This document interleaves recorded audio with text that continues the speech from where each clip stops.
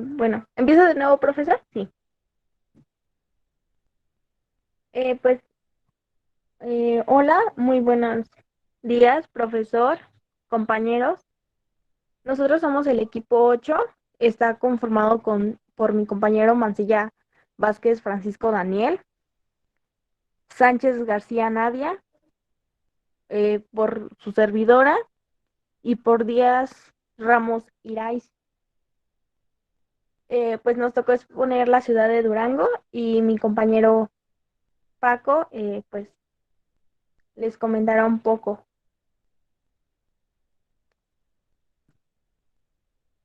Bueno, al parecer yo voy primero. Bueno, pues la cultura, eh, los tepehuetnes, mexicaneros, onáhuatl, huicholes, corales y tarahumaras o rarámuris son grupos pues étnicos que habitan en el estado de Durango. Aunque actualmente pues pues son minoría, pero siguen permaneciendo en algunas de sus tradiciones del estado de Durango. Eh, bueno, para empezar, les voy a comentar algo sobre el camino eh, real de tierra que pasa por algunos de los estados de la República. Y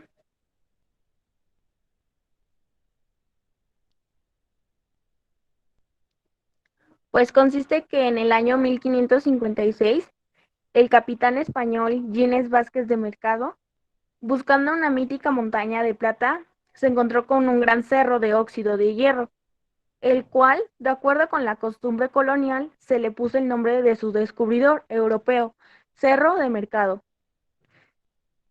Eh, el Instituto Nacional de Antropología e Historia, INACH, se propuso hacer una reconstrucción histórica y geográfica cartográfica, pues de la principal ruta Villarreal de Nueva España, así como la investigación, ubicación y descripción detallada de los 55 sitios enclavados a lo largo del camino que aún conservan su autenticidad.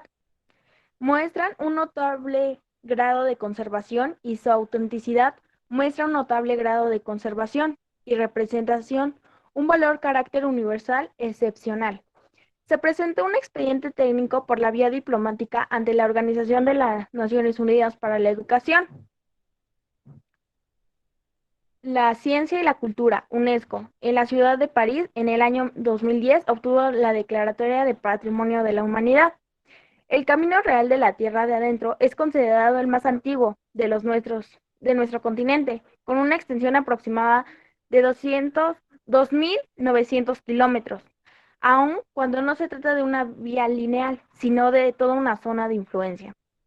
Fue trazado por los conquistadores españoles en tierra continental, probablemente sobre vías que eran utilizadas por los naturales de esta tierra, partida desde la Plaza de Santo Domingo de la Ciudad de México, llegando a su fin en la ciudad de Santa Fe en el lejano Nuevo México, pasando por los estados de México, Hidalgo, Nuevo México, San Luis Potosí, Guanajuato, Jalisco, Aguascalientes, Zacatecas, Chihuahua y por supuesto Durango. Eh, bueno, un poquito de donde tenemos un pedacito de su cultura es en sus platillos típicos. Eh, mm, el caldillo duranguense pues consiste en carne de res, tomate, cebolla, chile verde, condimento con sal y comino. Eh, Otro de de las características es la quesería duranguense, pues tiene una variedad de quesos y lleva cierta preparación artesanal que sirve para las entomatadas, enchiladas y otros antojitos. El chorizo es otra de las grandes especialidades, el pinole y algunos pues dulces típicos de la región como el membrillo y otros más. ¿Le puedes pasar al siguiente, por favor?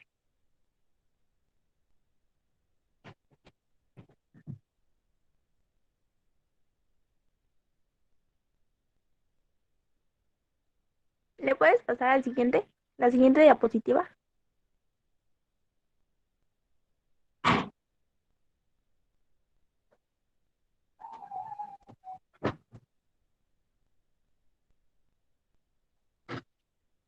Bueno, pues algunas de las ferias o bueno, fechas importantes en el estado de Durango, pues son la Feria de la Manzana en Canaclaclán y de la Nuez de San Juan del Río, la Feria Nacional en la ciudad de Durango, la cual pues conmemora la fundación de la capital.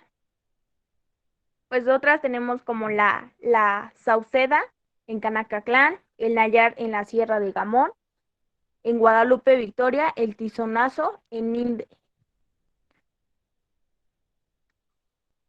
Y bueno, tienen pues algunas pues bailes que son los mexicaneros, el baile del surrabi, también conocido como mitote, que tiene relación con sus creencias. Los huicholes se utilizaban para acompañar a sus bailes y ceremonias en el antiguo arco musical, el tambor, el violín, la guitarra, además de diversas sonajas. Los tarahumaras ejecutan la música con flautas de carrizo o de cuero, sonadores de madera, hueso, violín y guitarra. Y pues principalmente sus danzas pues eran una especie de culto y encantamiento interpretados por matachis o pascoleros. Otros de los bailes que después de la conquista sucedieron o se dieron pues como innovación es el polka, la segunda del Rosales, las Virginias, la Revolcada y la Angelita. Pero todas estas se han basado a base de la polka. Y entre otros pueblos, bueno, en algunos pueblos al sur del estado, pues bailan los chotis, algunos es el amor de madre, el revolcadero, los arbolitos y el senderito. ¿Le puedes pasar la siguiente, por favor? La siguiente.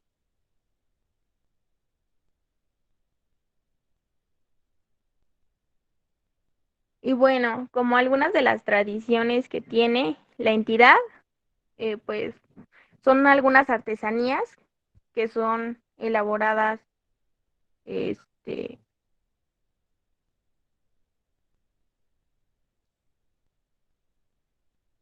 con cuero, algunos son, bueno, este, cada grupo étnico pues tiene algo en sí particular.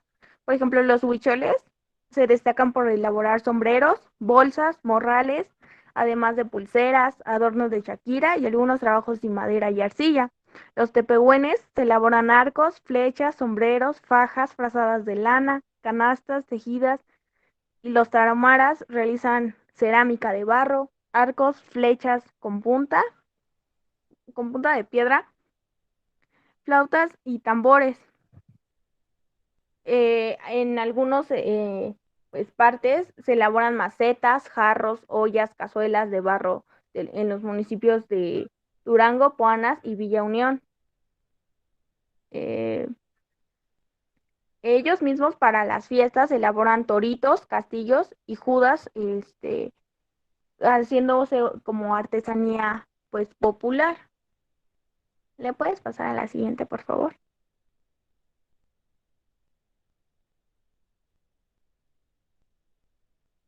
También otra de sus características es que visten con bordados, elaboran utensilios domésticos, instrumentos, ellos elaboran sus propios instrumentos para trabajar el campo y obviamente pues también para sus ceremonias. Y pues sería todo de mi parte.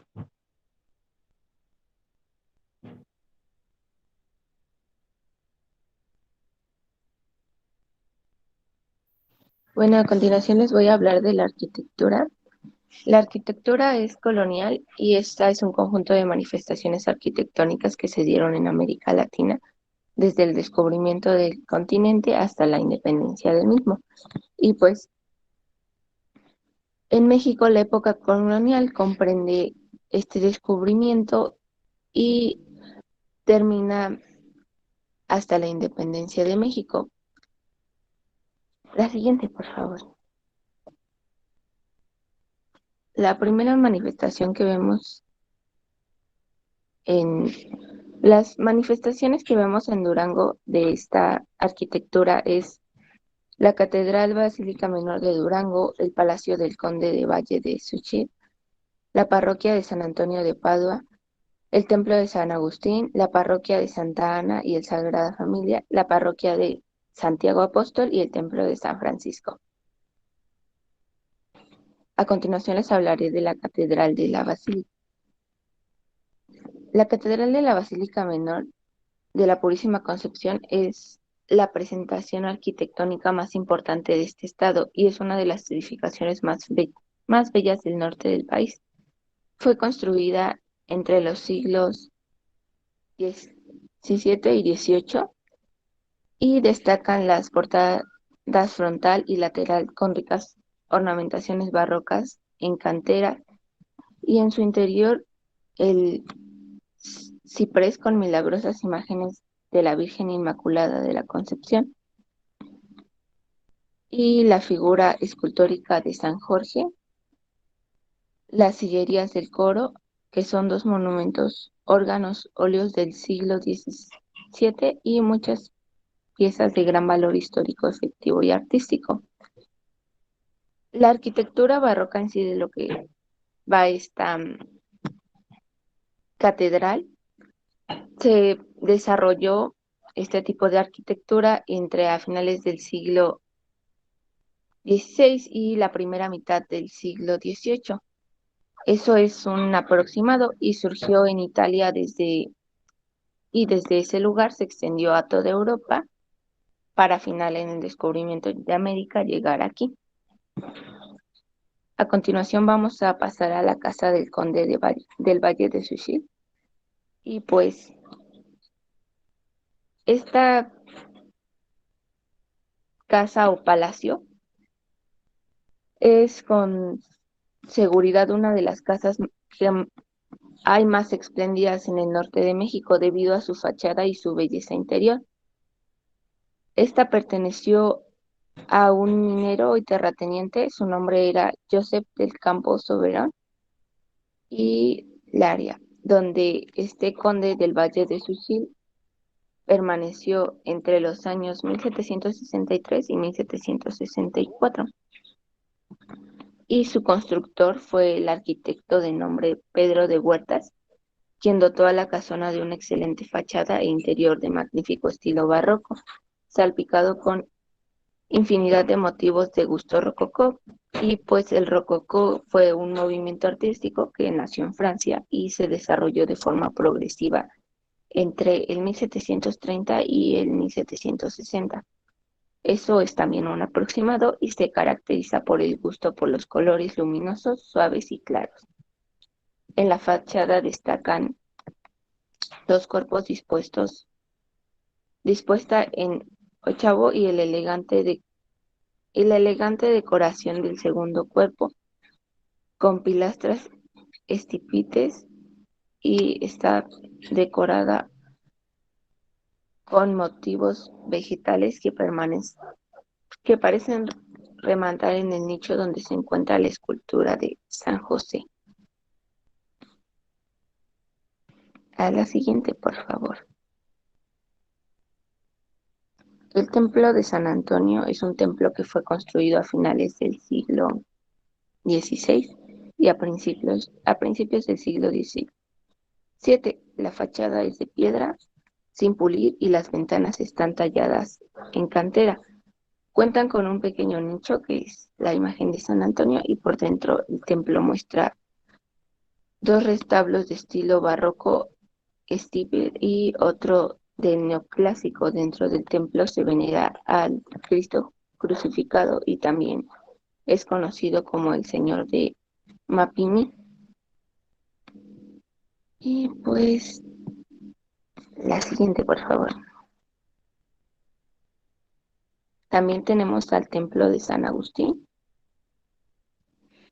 Y en este templo la construcción se realizó en 1637, pero fue ampliada y remodelada durante el siglo XIX. En esta época se le agregó una fachada lateral y el altar mayor, obra del maestro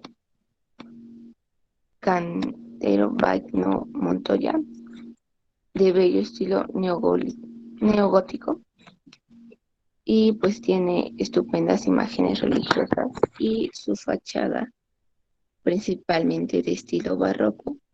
Este templo de San Agustín es famoso por su Vía Crucis en la Semana Santa y especifica la cofradía de nuestro Padre Jesús Nazareno.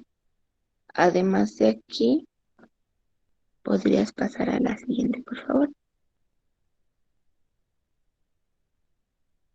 Está la parroquia de Santa Ana y la Sagrada Familia, que está construida entre el 1728 y el 1734, como una sencilla capilla de edificación que se agrandó hacia fines del siglo XVIII y fue restaurada en el siglo XIX y a principios del siglo XX.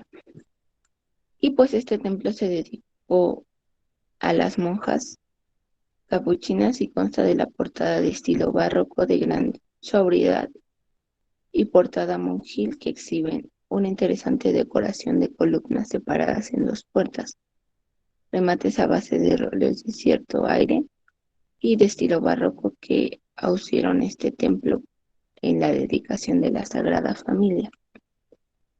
La siguiente, por favor.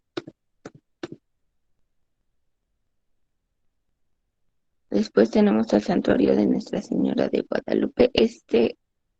Ay, después de regresar. Ay, este, aun cuando nunca se consideró como en sí un santuario por su edificación antigua, este fue construido a mitad del siglo XVI, más específicamente en 1657 hasta el 1722, cuando se terminó su primera etapa.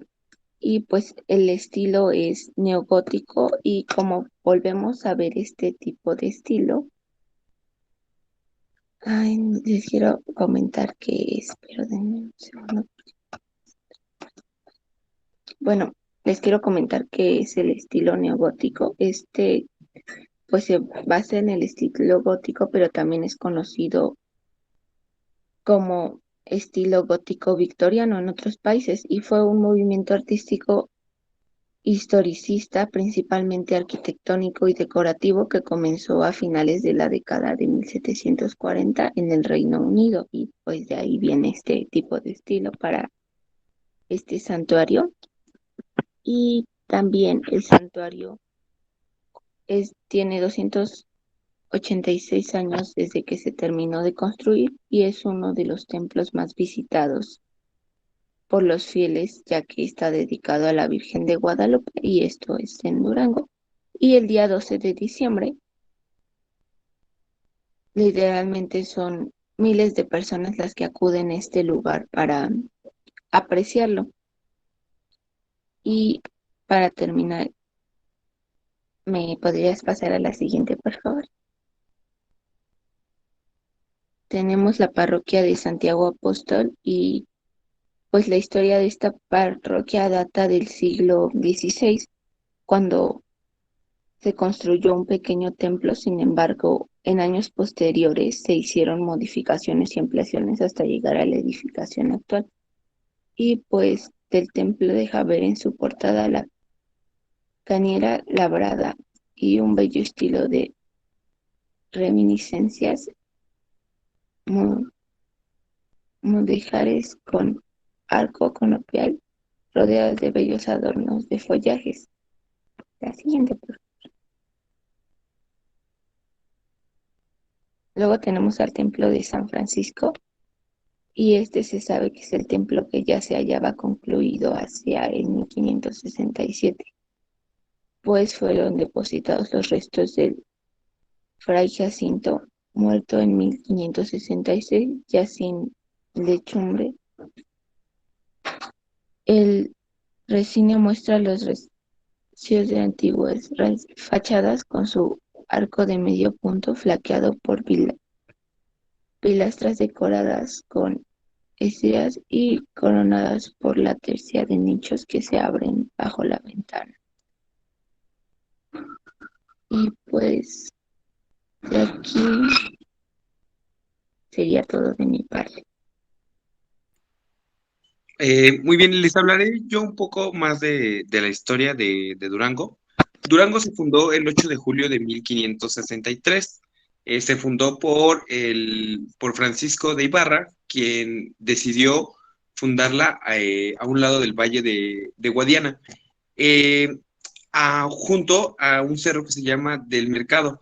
En este cerro se creía que se tenía mucha plata. Recordemos que cuando los conquistadores llegaron a la Nueva España, lo que buscaban principalmente eran los minerales y estaban en búsqueda de oro y plata.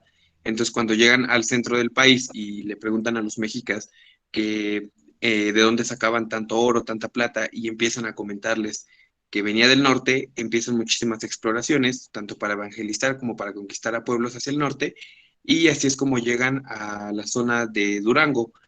El nombre oficial de la ciudad de Durango es Victoria de Durango, en honor a el primer presidente de México, Guadalupe Victoria, eh, el cual es originario de ahí. Eh, el nombre también fue tomado de la urbe española de Vizcaya, que se encuentra obviamente en España. De este lugar es donde provenía Francisco Ibarra. Su nombre significa en vizcaíno más allá del agua.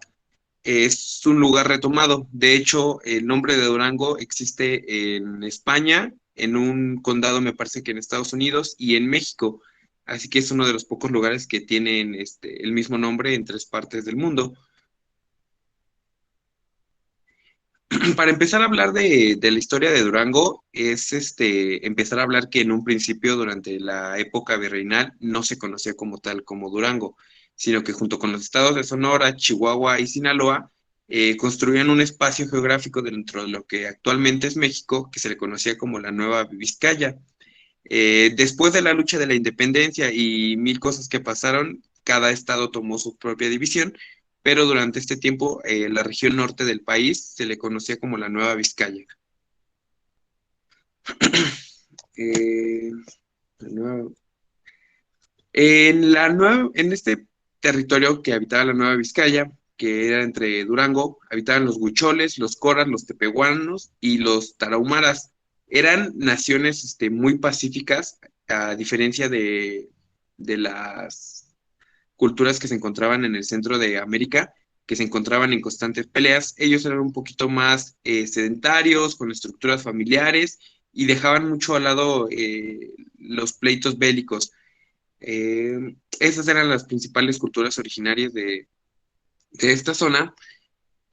Los cuatro estados anteriores también formaron parte de la Nueva Vizcaya, como ya se los había comentado. Eh, mm, para Para que este territorio fuera descubierto fue durante 1554 y 1567, cuando Francisco de Ibarra, junto con un pequeño ejército, descubrió Durango. La ciudad de Durango estuvo en ocasiones muy al borde de la desaparición por los constantes ataques, por las rebeliones de los pueblos originarios. Eh, por eso es que fundaron ahí la iglesia, la catedral principal, y de ahí de las órdenes que estuvieron ahí, surgieron nombres como fueron eh, en Saltillo, Coahuila, Santa Fe, Nuevo León, Chihuahua, El Parral, y numerosas poblaciones que desde ahí se expandieron hasta la Alta California. Los franciscanos y los jesuitas fueron los principales evangelizadores de este territorio. Recordemos que lo primero que llegaron fueron los franciscanos, pero después llegaron los jesuitas y continuaron con la evangelización durante todo todo este territorio. Eh, Provocaron lugares como Peñón Blanco, San Juan Bautista del Río, Analco, la Sauceda, la Cuenca, el Mezquital, y la mayoría partían a partir de Durango.